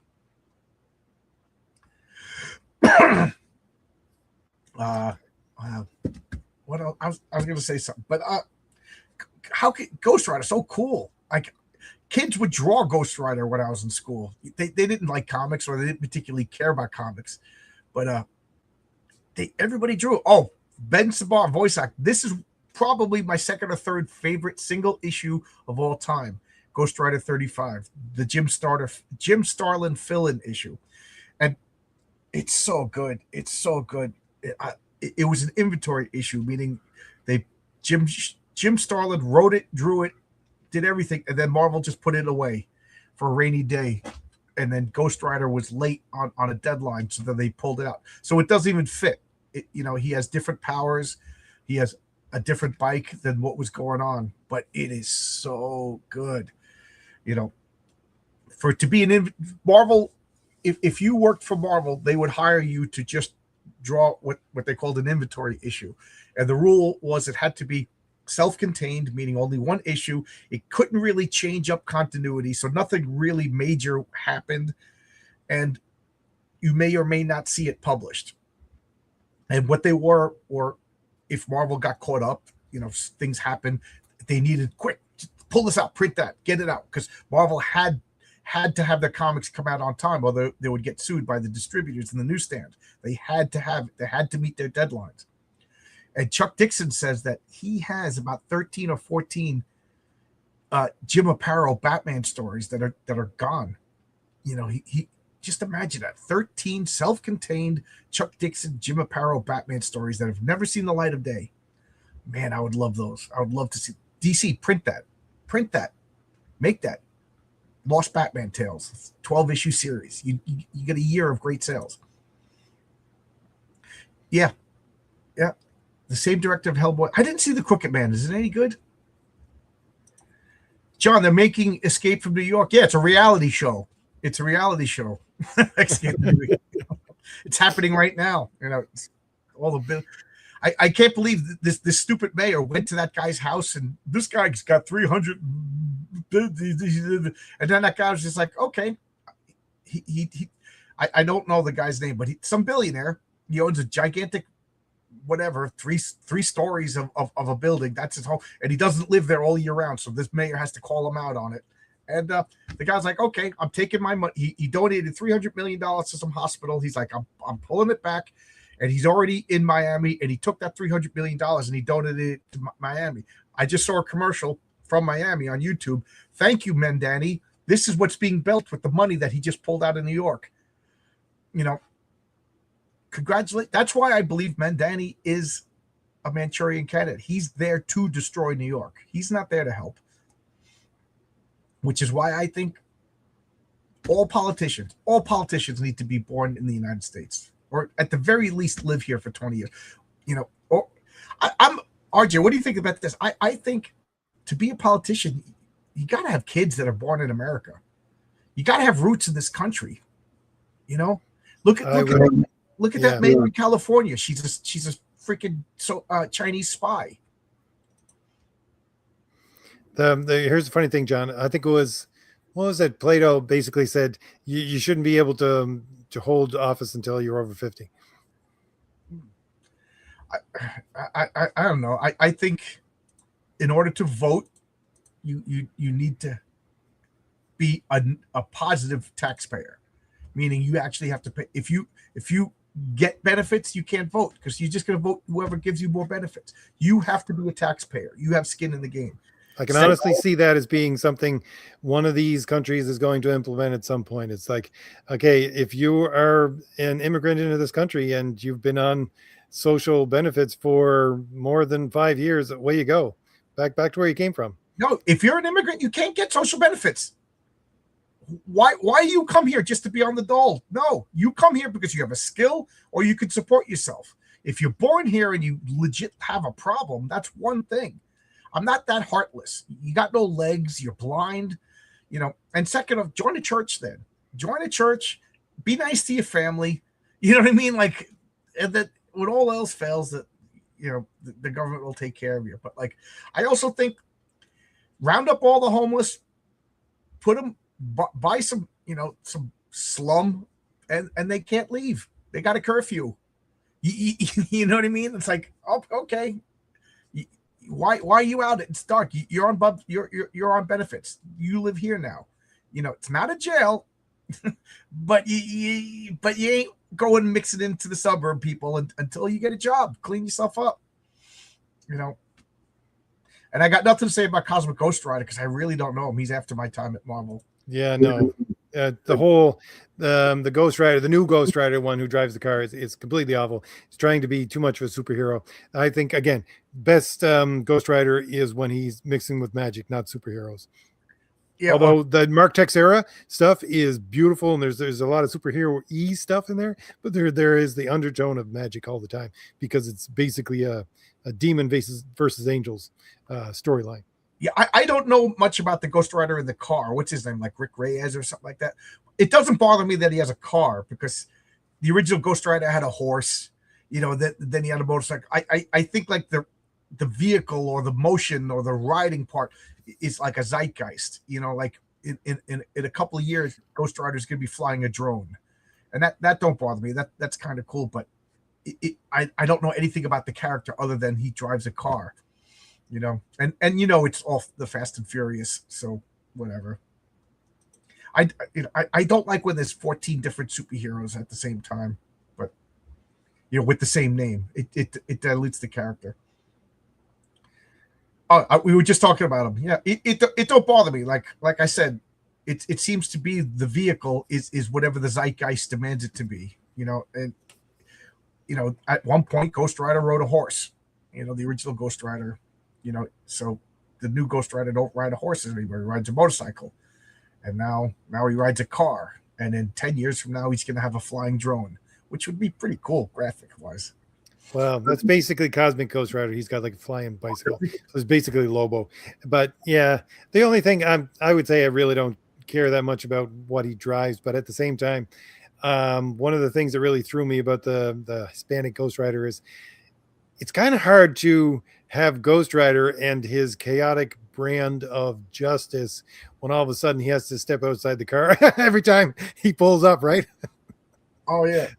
Well, like when you're on the horse, you lasso something, you're on the bike, you just jump off, right? But here, let me park the car and then I'll go. Hold on a second here. A convertible, yeah, I guess. Or he hits a button and he ejects out like in a spy movie. Yeah, does he open the door and come out, or does he jump in like the Dukes of Hazzard? These are the things we got to talk about if we're gonna have a Ghost Rider in a car. Now, could he bring other people, and do they get burnt? Like, could they get in the car? Because isn't the car made out of fire? I didn't read that many stories with him in it, but if I remember correctly, yes, he can bring other people in the car. Okay, all right. Hey, Ghost Rider, let's go to the park. No, my car's for justice, not for trips to the park. He goes to the supermarket, he comes back, all of his vegetables are burnt. Damn it. I forgot to turn off the fire again. Ghost Rider lives in a van down by the river. Yeah, Ghost Rider in the van, Ghost Riders and the champions go get Ghost Rider. He's down, you always see those LA movies, the aqueducts. He's there down in the aqueduct, and you go down there, Ghost Rider's just using his fire to heat up a can of raviolis. That's he's got the bum stove going. Yeah. See. Yeah. Oh man. Here's another topic. Do you? How many? Like, you have a lot of characters in issue 1. Renzo had to draw like 1 billion characters. Did you think up all those characters? Did Renzo think up all those characters? Or did he just draw people and you came up with them afterwards? I gave him basically what I do for everything. Like I've always said, is I take 2 characters, smush them together. So I gave Renzo a list of characters to play off of, and I said to some of them, put this one next to that one and smush them into one. So yeah, most of the characters Renzo did throw in a bunch of things for himself. Like there's a guy who looks like the Punisher, except for he doesn't have a skull on his front. He has a smiley face with the dead eyes, right? Stuff like that. So Renzo did come up with a bunch of things to fill in the background. Lady with the fish head and all that kind of stuff. But I did give him, I would say, at least half, if not more than half of the characters. But again, though, the whole point of why there is so many characters in my first book was because there's supposed to be a difference between actual heroes and people who are play acting heroes, like they're the superhero version of Hollywood. Yeah, so Renzo right now he's finishing up the King Fu. He's about 75% done with that, and then he's gonna finish up the Patriarch. He's about 40% done with the Patriarch, but it was taking a little bit longer. So I said, let's do King Fu so we can have it by Christmas. He'll finish that by when Patriarch is done. I'm hoping the Chuck Dixon story is done. If not, we're gonna do Mary Sue.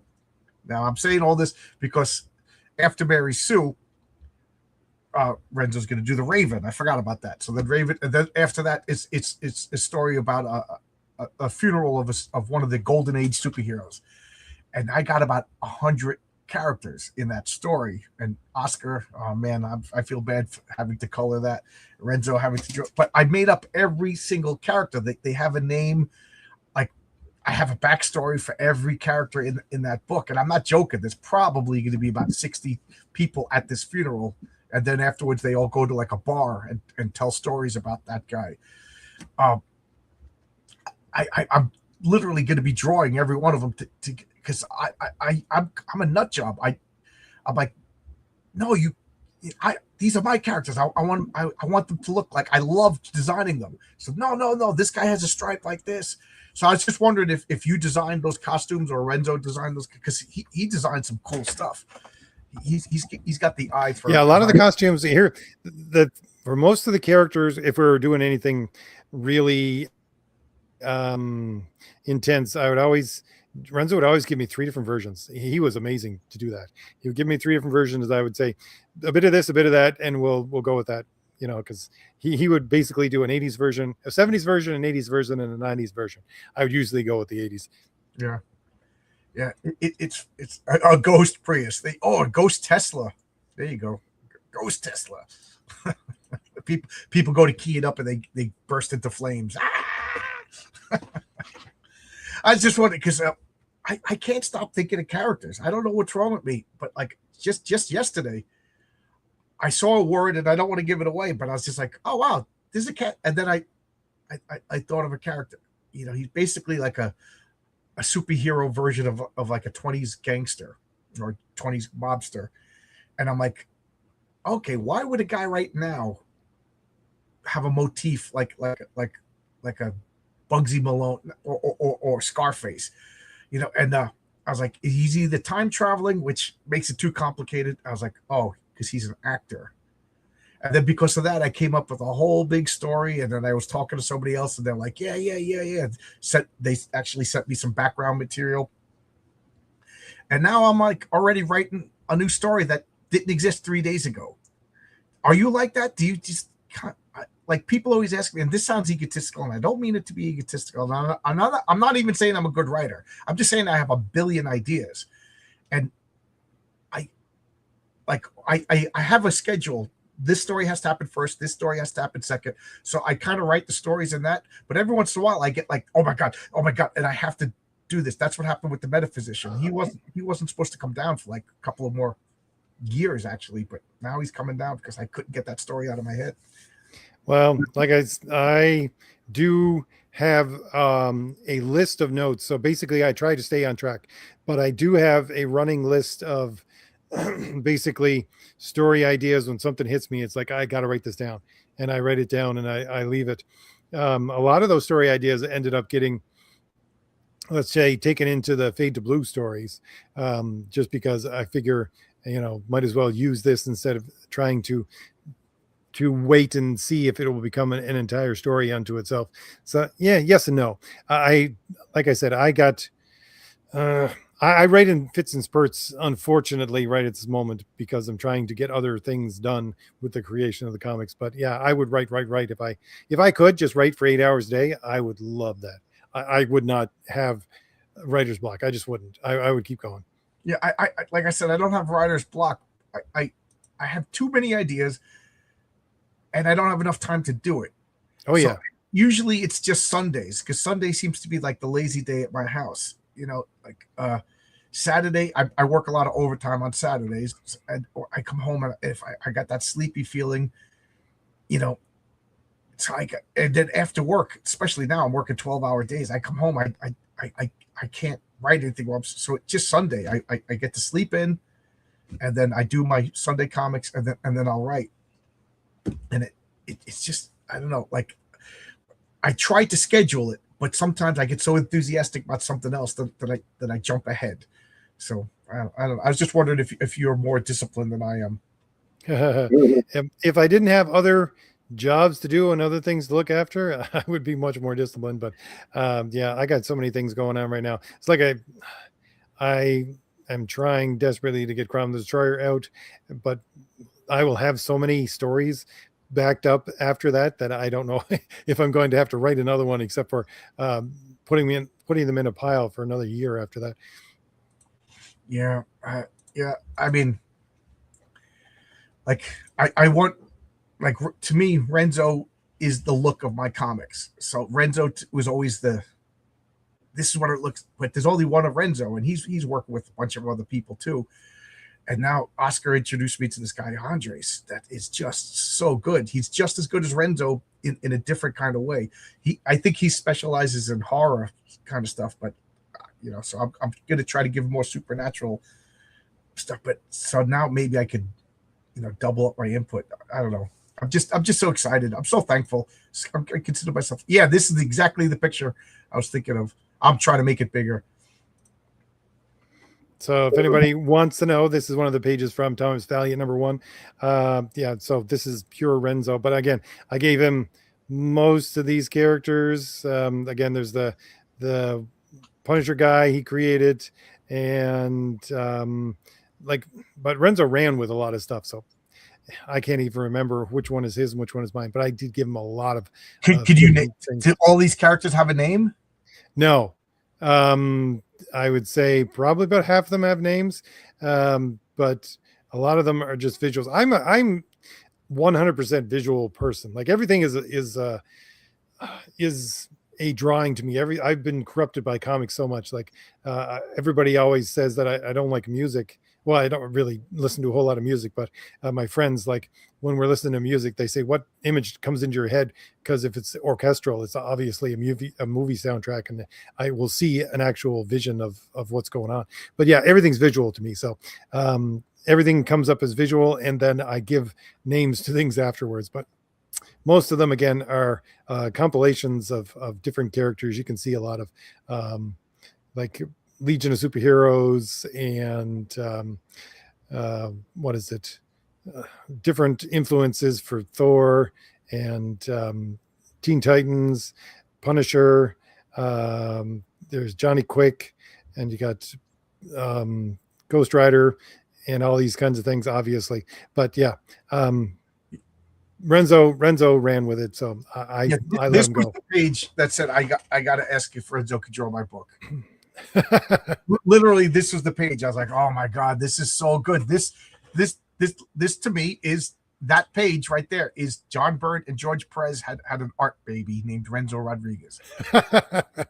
I love that page.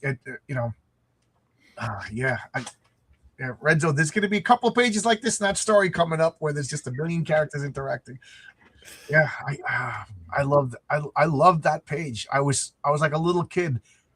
And I always wanted to ask you, like, what is everybody's names? What's their names and backstories? My memory is so shot, John. I would have to look up my original notes to see the names of these characters, quite honestly, because I've created so many characters since then that these characters have gotten lost in my brain. Yeah, I love this page. Yeah, and they're all good comic book character designs. They all got good superhero suits. It would be a shame, not to see them ever again, because back Diversity Comics, Richard T. Mayo, he would say, oh yeah, this looks like the superhero that you get in like a brush your teeth comic in The Dentist. You know what I mean? So you ever see, like, not to be mean to anybody, but you get a comic and you're like, oh, these superheroes are like, amateurish design, but these are all. I could see these as a Marvel or a DC. These are great designs for these characters. Funny thing is that we did this page, and then Renzo also retooled. What does he say? Oscar says that's why Renzo takes forever to finish a comic. Yeah, no kidding. But Renzo retooled some of the characters that were supposed to be doing the night watch outside of the party in the mansion, and he did such a beautiful job with those characters that I said, okay, I'm rewriting this scene so we can use those characters for more than just one page. Yeah. Yes, I know what you're saying. Sometimes you get a that guy's too cool. You know, that looks too good. I got to build on that. I'm okay. I'm going to show a page. This is one of the pages that this is one of the last pages in the Patriarch, and just look at how detailed this is. So here's the Patriarch. You know, Renzo drew. He didn't just phone it in. He drew people in these stadiums. So what's going on now is it's the 25th anniversary of the Patriarch. So the evil mayor is having a party, you know, and the Patriarch, of course, he's late because he was doing superhero stuff. But look at this. He didn't phone this in. You could see individual people and all the backgrounds, you know. Of course, you can make out every butt cheek and all those. Right. All those cheerleaders. That's Renzo for you. So you know when you tell Renzo you're drawing cheerleaders, you're gonna get a worm's eye view of the panties. Back to our original concept. Now, is Kickstarter gonna bump my comic? Is this considered adult material? You know, but look at this. This is so good. You know, so detailed. Renzo is outstanding. I know it's only a matter of time before like he's gonna get scooped up by like somebody major, you know, and you know he deserves it. Yeah, he's so good. I can't wait. This Patriarch is so good. So what's next? You got Fate. I was just wondering because I have. Well, I was going to say, John, a lot of people, first page of Artemis, the guy I'm working with for that, the artist, he's a manga artist, right?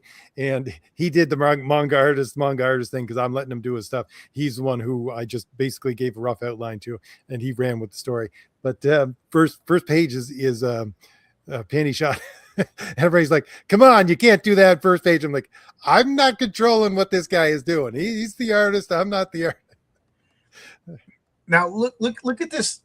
This is a panel of Patriarch fighting, you know, and then he gives her a timeout. You know, like I said, he's a father, so he puts her on this. You know, if you remember my first 2 weeks, there's the statue of the Colossus in the middle of this. But look at that, the details of the city. I told Red, like I sent him a couple of shots from Mr. X. You know, the story of Mr. X is very influential in the story of the city. You know, I actually reached out to Paul Revotion, asked him, you know, are you going to sue me? He's like, no, I'm so glad that you like Mr. X so much. But so look at the details. He did. I can't believe how much he put into that one panel. You know, he's so good. I can't wait. There's a part in Thomas Valley #1 where you have Kit Fox looking at a computer generated screen of the city. And what, like, again, this is just let everybody know.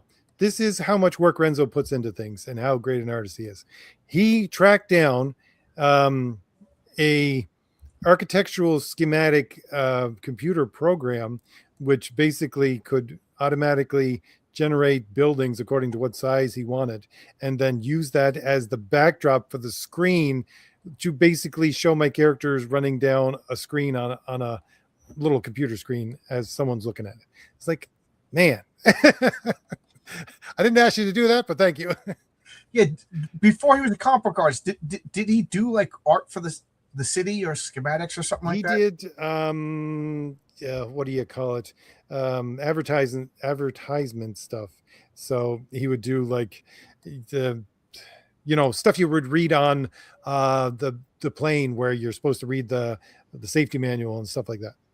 That must have been so frustrating for a guy with his talent. Yep. What are your thoughts on Elliot Page portraying Achilles? Yeah, why not? Just destroy one of the cornerstones of. Alexander the Great was inspired by Achilles, and Caesar was inspired by Alexander the Great, and Napoleon was inspired by Caesar, and we all studied Napoleon. Achilles, like it or not, is one of the touchstones of Western civilization. Why not have this 14-year-old transgender person portray it? Why not? Who cares? Funny thing is, okay, this has not been confirmed that she is playing that character, But that being said, I think there is a way which they're going to shoot themselves in their own foot if they do it the way I think they're going to do it. So basically, what in the Odyssey, excuse me, where you see Achilles, he's in Hades. Right. So he's basically in hell because he has to feed him blood, if I remember correctly, in order to get him into his right mind in order to speak to him. So he's basically in hell. So the point being that the version of Achilles, if it is Ellie, whatever, Ellen Page, if it is her, it's basically going to be Achilles has reverted to the girl-like version of himself, which is, you know, like a 15-year-old, well, or, you know, younger, when his mother's hiding him as a girl, and that's his version of hell. And I'm thinking to myself, you're going to use this transgendered person as this is you in hell. Yeah. So yes. So basically, Achilles' hell is to be Ellen Page. So there you go. Exactly. Maybe the movie's based. Because yeah, that would be hell for him. I mean, that would be the hell for Achilles, because he's this giant warrior, and it's like I got to think back to when my mother dressed me up as a girl, and this is what I'm stuck as for the rest of eternity. It's funny because people ask me that, like, you know, what's the Rainbow Coalition's fascination with Achilles? I said because, you know, they heard the story that his mom dressed him up as a woman, and then, you know, the slave Briareos. It may or may not be a boy, depending upon which version of the story you read. You know, I mean, we all know the Greeks had their, whatever you want to say, less savory encounters with boys. So some people could say he's one of them, and some people say he's not. So if there's a slight whiff of smoke, they claim it. They claim it like a badge of honor, like, you know, oh, look, Achilles is one of us. Yeah, but you're a guy who can't pay your bills, sitting in the house, you know, mutilating your genitals. You know, yay, good, you got Achilles. You know, like they claim Abraham Lincoln. You know, oh, the guy who founded the Republican Party is one of yours. Okay, great. But whatever.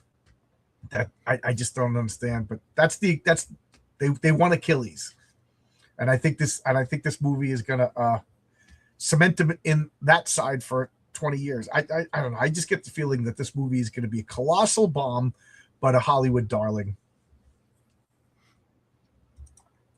I think she's beautiful. I really do. Like she was gorgeous to look at in the Black Panther, but she's not Helen of Troy. You know what? Helen of Troy is the Queen of Sparta. Show me somebody from Sparta that looks like that. You know, especially Sparta of what, 3,000 years ago. It just pulls me out of the movie when you have a black woman Viking in you know, 13th century Norway. Is it okay? Can you have historically accurate movies, or don't make it historically accurate, and then don't make history movies like Bridgerton? Make whatever you want in Bridgerton. It's not a real place. We all know it's made up. Fine, you know, might as well have dwarves and elves in Bridgerton at this point. But if you're going to make something historical, either commit to the bit or don't commit to the bit. I'm looking at the armor. I don't know. This would be a Metatron thing, but I'm looking at the armor from some of the screen captures that I've seen, and like, oh, it's going to be one of those kind of movies. Yeah. I think we said it last week that the Mycenaean Greek armor looks more like Jack Kirby than not.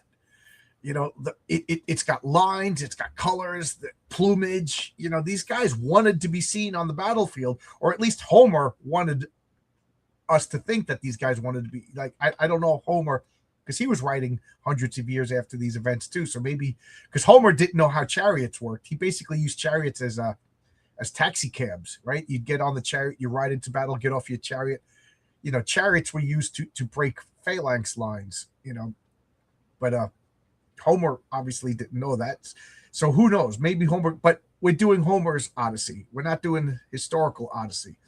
So if I remember correctly, the funny thing is, I'm not entirely 100% sure, but if I remember correctly, I don't think this Hollywood movie is going to make enough money so that they could actually create Achilles' shield, because that's how detailed and beautiful it was described as in the entire story. Yeah. Right. And then Ajax was pissed that he didn't get it. Yeah. Supposedly Noel has got a rapper going to be the next. Oh, cool. So there's going to be rap music in it. Great. Yes, because I think, apparently he thinks that the oral tradition of Homer is now equal to rap. oh great. That don't like rap, ladies and gentlemen. What do you want me to do? I'm a 56-year-old guy from the suburbs. Like I don't like rap. Never liked rap. It sounds like people having an argument. It's just not good. I don't like it. Don't worry, no historians were hired for this. Yeah, no, nobody who liked the source material was hired for this movie. Yeah, We'll say Californian historians, revisionists. yeah. It's I don't know. Maybe it's written by committee, but it's got Nolan's name on it. So ultimately, he's the monarch of this film. He's the buck stops with him. So yeah, I don't know. I would be careful what you wish for. I was wishing for a return to historical movies, and now this is the first one out of the gate, and it's like, no, no, I don't know. They're remaking, well, let's say something Bright Star in the Horizon possibly is they're remaking Highlander with what's his name, Superman. Yeah, Henry Cavill. Yeah, it yes. looks great. Let's hope. Yeah, it looks great, and I like the first Highlander movie, and that's it. Well, let's now see if they reboot the franchise with an actual storyline off of the first movie. That would be something. But, they can't do any worse than Highlander 2 or 3. I think if they Henry Cavill just seems to be getting sabotaged everywhere he goes. Like he just falls in love with the all the fan stuff and all the little details of everything, and then they play with it and he just gets pissed. Like The Witcher. I didn't know anything about The Witcher. I knew there was a video game. I knew there was a board game, but I didn't know anything about The Witcher until I watched the show. And first off, that show is garbage. Even the first season just sucks. It's as the equivalent of a Xena the Warrior Princess, but with actual nudity. That's the level of quality of that show. But at least Xena the Warrior Princess, you knew you weren't supposed to take it serious. It's a garbage show. Even the first season sucks. But man, they just character assassinated him by the second season. I'm the kind of person I have to finish watching it because that's the way I am. But man, I'm not liking it. I'm like watching it getting angry. It's like, why am I doing this to myself? But this poor guy, everything he touches, they take. It's like he's Charlie Brown and everybody else is Lucy pulling that ball away from him. So I'm rooting for him to finally get a good not Witcher, Highlander show. I hope so. He wants to do a Warhammer movie. Please, just make the movie the once. It's funny, John. You just talked about not wanting to ruin a show because you have to watch the entire thing. So I remember, I think I mentioned this before, but I really screwed up my watching schedule when I stopped or I missed a couple of episodes of Millennium, and I didn't want to watch it again until I could see them all in order. And this is back in a time where, it was hard to find things in order, and then I just stopped watching the entire show. I should really, if I'm going to do a lot more Fade to Blue stories, I should go back and watch Millennium. I think that would be a very good inspiration for supernatural comic book stories. Let's just say. I remember that show. I never watched. I remember. You know what? I watched the first movie of Stargate again. The original movie. Then I watched the pilot episode of the TV show. I think I'm gonna get. I never really followed it. I think I watched like a couple of episodes here and there, but I think I'm missing sci-fi. So I think I'm gonna watch Stargate again. Or for the first time actually. From what I saw, I really liked it, and I think it ended well from what people tell me. What do you guys think? You guys watch Stargate? Did it end well? Was it good? Well, I'll give you my 2 cents on it, John. I never watched the first Stargate television show, but I watched the second, and then what was the second? It was SGU, and then there was Atlantis, and I watched those ones, and then I liked them so much I went back and watched the original show. So it is good enough to watch. You just got to watch out for the let's just say Gnostic heresy because it's all about the freeing of the body from the soul and all that kind of stuff. But okay, it's a lot of it's science fiction, so I was like, yeah, whatever. But yeah, Dave Bautista, that guy just gets on my nerves. He's just another actor that just shut up and act. Just shut up and act. I don't want to hear about you. You're a pro wrestler and you're an actor. It's like, knock it off. You're not that important. You know, you in the zombie apocalypse, you're what's known as food. You know, you got no skills to survive. That's my judgment. How useful are you in a zombie apocalypse? If all you could do is, you know, recite lines that other people told you, you know, can you power up a house? Can you build a shelter? Then you're food.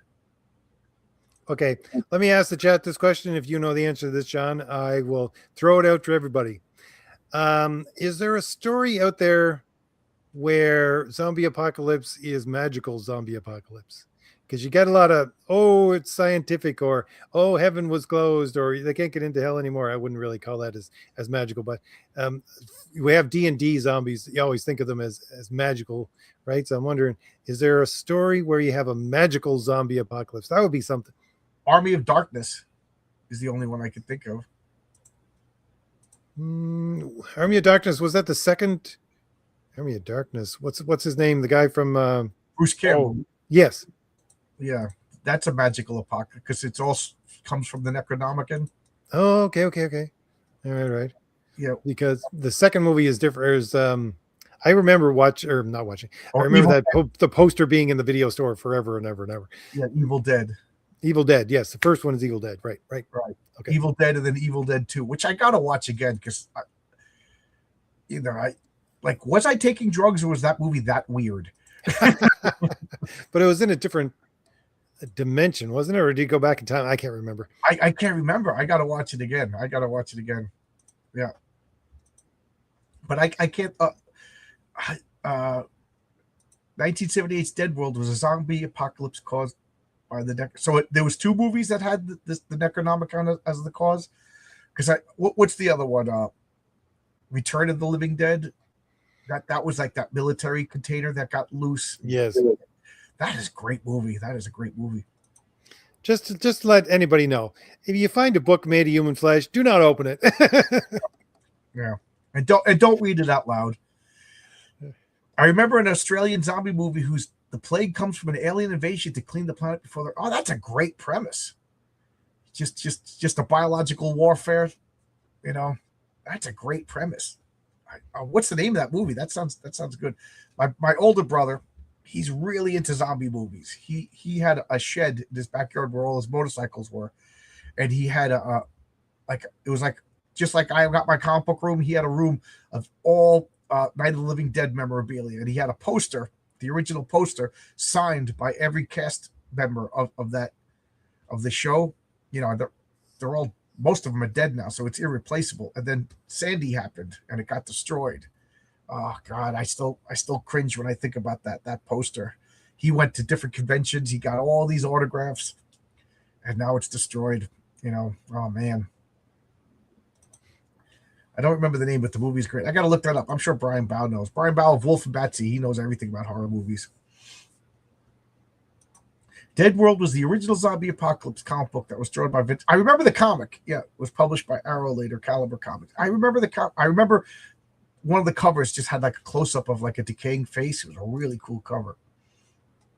Well, it's 9:50, so we got 7 more minutes. And I got to go to bed for my 12-hour day tomorrow. It's just wake up in the morning. I'm just like, oh God, 12 hours. Necronomicon was a Lovecraft story. It was a book in like Lovecraft made like a world, like he made a world and he populated with stuff. And then he used all those elements of his world in various stories. And then he encouraged other authors to use this thing. So the Necronomicon became something that everybody uses in their stories. And then some people think it's real, but it was made up by H.P. Lovecraft. You know, then other people took the name and made a Necronomicon, you know, so you could actually get it from the library. But, you know, H.P. Lovecraft made it up. What do you think of the new Midnight Marvel comic? Yeah, Marvel, did you hear about this? Marvel's going to do like a horror theme for a couple of months. Now, is it within the comics themselves or is it going to be a separate thing? I don't know enough about it. But Marvel's got to try something.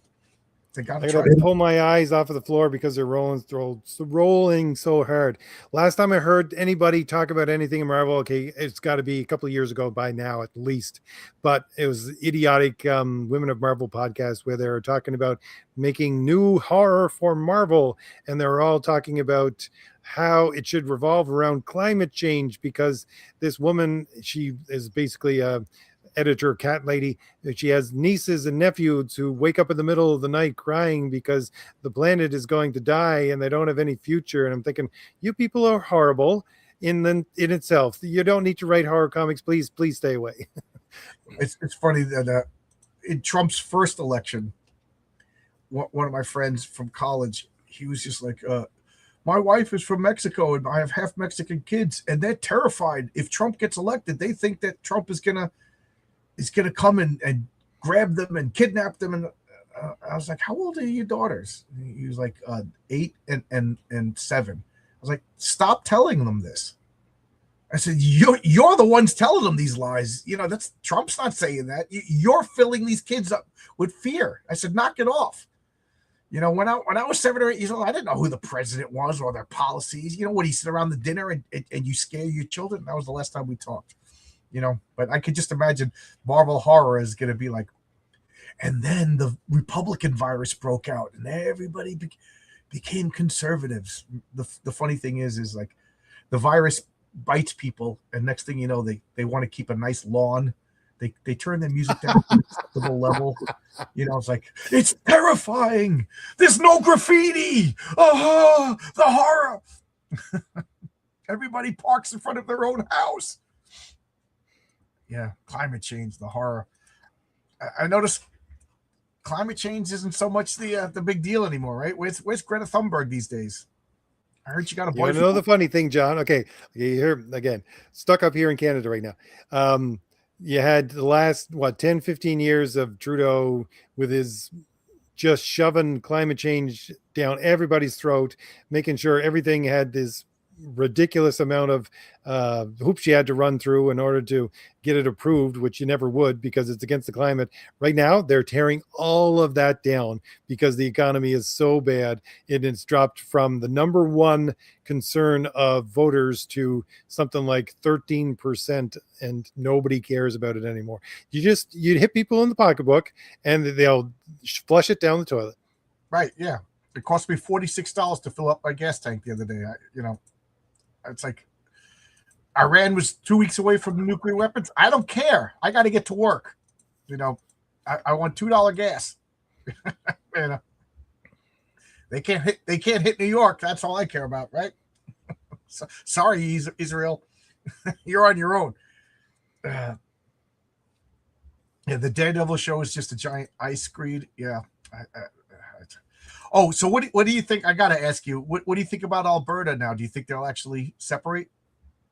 It would be a good idea, and it's a nice dream, but they're just doing the Quebec thing of threatening, and so they get more from the central government because Canada is the opposite. See, America calls itself a federation, but it's a confederation. Canada calls itself a confederation. It's actually a federation. So America, you have strong central government, but you also have strong state governments that are supposed to run their own state. In Canada, it's a strong central government that controls everything.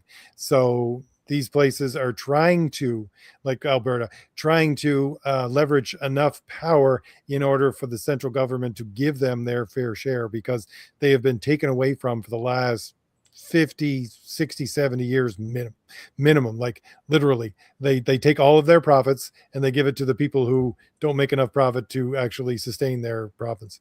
So yeah, they're just leveraging power. It's all they're doing. Like, because I heard a judge struck their independence petition or whatever. So I'm like, oh yeah, so that's like asking your parents. The kids have all decided that we want ice cream for dinner. The parents like, you're not getting ice cream for dinner. It doesn't matter what you vote for. Is it like, does Alberta have the ability to secede if it wants? Well, I'll put it this way.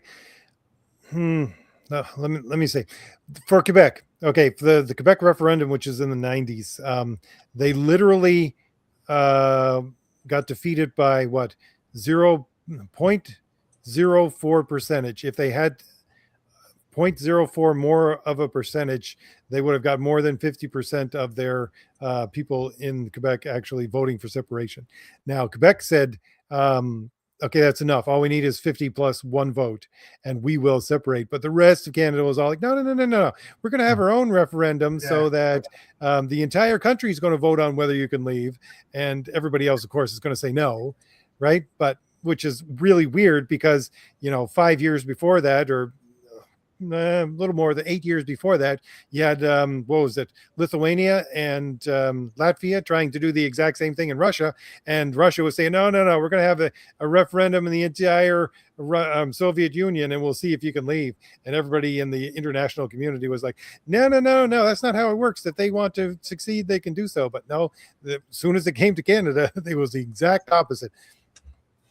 Yeah, I don't know. I think if they do leave, well, I don't think. I'm wondering if they do leave. Do you think they'll join the United States? Or it would be the smart thing to do, but whether or not, I don't. I have family in Alberta, but how much their political alignment is with the U.S., I don't know, because it's really weird. They're very much politically aligned with the U.S., but I mean, like, I feel, but because I was born in New England, but still.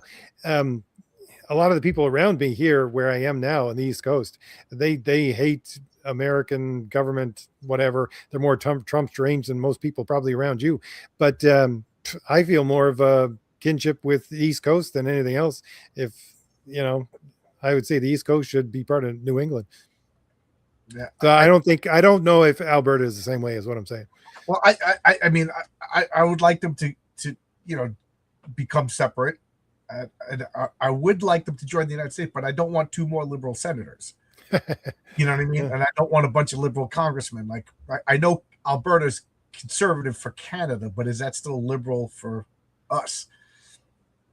It's really weird because if you think in American terms, you guys have had a stable government for so long. Canada has had 4 different systems of governments since it's been a place. So another one coming up, God only knows. It could be a thing fairly easily. It just sounds so weird. The prime minister stays the prime minister until he calls an election to not be the prime minister anymore. Like, I just don't understand. My wife is Canadian. She's just like, I don't know how the rules work. It seems like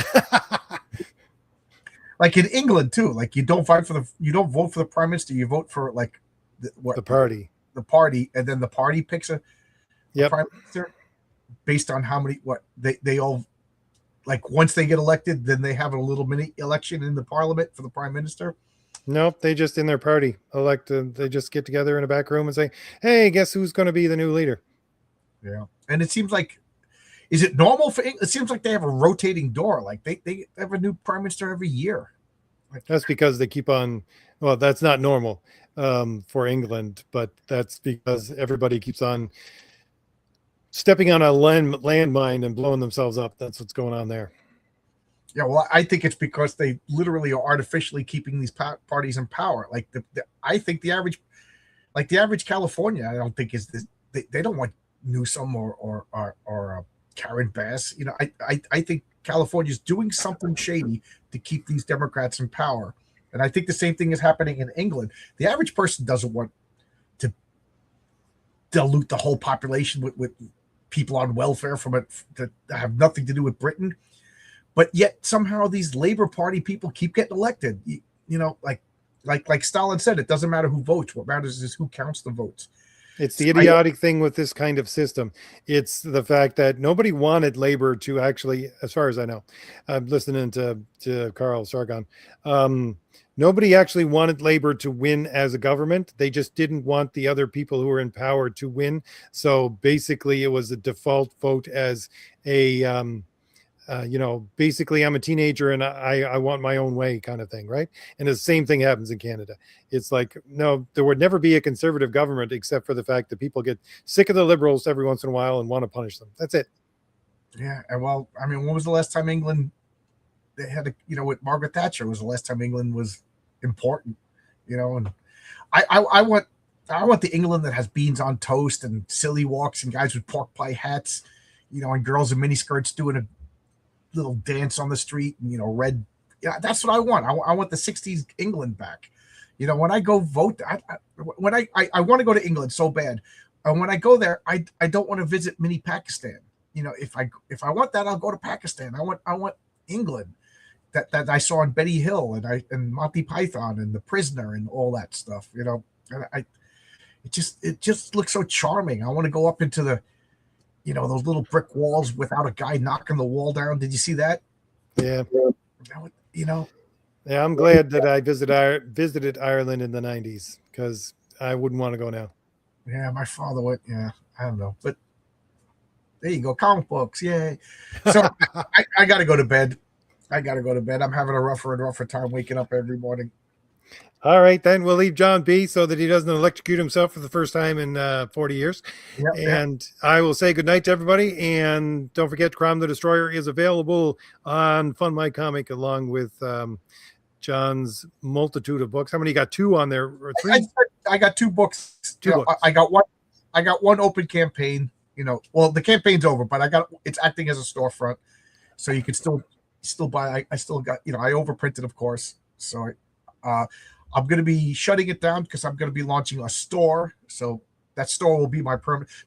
My theory is I want to get a card, so when I do conventions, I can give people a card, but I don't want it to go to the Heroic Tales 2 campaign page. So it'll go to the store page and I'll just constantly update that. So I'll have a card that'll work now, 5 years from now. You know what I mean? But that's my theory. That's what I'm working on. And I'm not a computer person, so it's going real slow. Thank you, Vaz, for watching. Thank you guys for watching us every week. We appreciate it. Otherwise, it was just me and RJ on the phone. So thanks for the chat. You guys make it fun. Thanks for all the topics. Thanks for the super chats. Thank you very much if you guys are still here. Yeah. Much appreciated. Yeah. And like I said, I'm terrible at YouTube. So subscribe, hit the bell for notifications, super chat options. Check me out on Rumble. I'm excited. I finally figured out how to do Rumble. So RJ, you're on Rumble right now. How's that feel? Do you feel better? I'm an important individual. Yeah, there you go. Right. Bye-bye, everybody. See ya. Thank you. Bye-bye.